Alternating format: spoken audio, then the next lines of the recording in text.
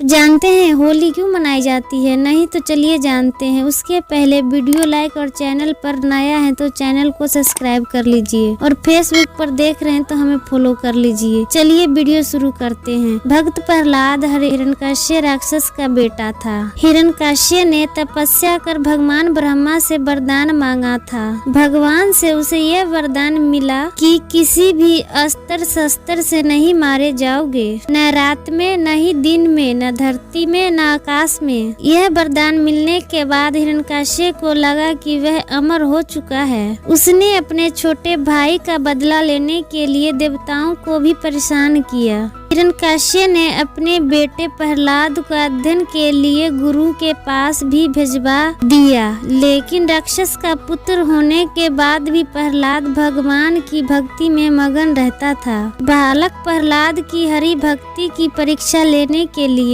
हिरण्यकश्यप ने कुछ सवाल पूछे। प्रहलाद ने हिरण्यकश्यप को बताया कि सबसे श्रेष्ठ भगवान हरि है, इसलिए वो उनकी ही पूजा आराधना करेगा। प्रहलाद ने हिरण्यकश्यप को हरि का ज्ञान करवाया, लेकिन वरदान के मत में चूर था।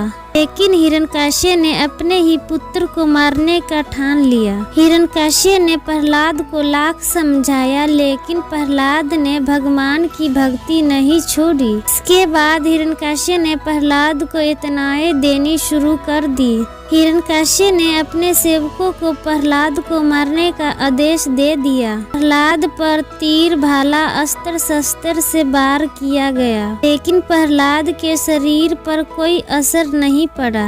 हिरण्यकश्यप ने परेशान होकर प्रहलाद को हाथी के पांव के नीचे कुचलने का आदेश दे दिया, लेकिन हाथियों ने भी प्रहलाद को नहीं मारा। शेर, विष और हथियार का भी कोई असर नहीं हुआ। हिरण्यकश्यप की बहन होलिका भी प्रहलाद को लेकर जलती चिता पर बैठी। होलिका को अग्नि में न जलने का वरदान मिला था, लेकिन उसका वरदान भी काम नहीं आया। उस अग्नि में हिरण्यकश्यप की बहन होलिका भस्म हो गई। इसी दिन से होलिका दहन की परंपरा शुरू हुई। अब हिरण्यकश्यप ने प्रहलाद से कहा, मैं तुम्हारा वध करूंगा, देखता हूँ कहाँ है तुम्हारा भगवान। इस पर प्रहलाद ने कहा कि हर कण में भगवान है। हिरण्यकश्यप ने प्रहलाद से पूछा कि खम्भे में भी है? प्रहलाद ने कहा हाँ। हिरण्यकश्यप ने गुस्सा में खम्भे पर लात मारी। तभी खम्भे में से नरसिंह भगवान आकर हिरण्यकश्यप के सामने खड़े हो गए।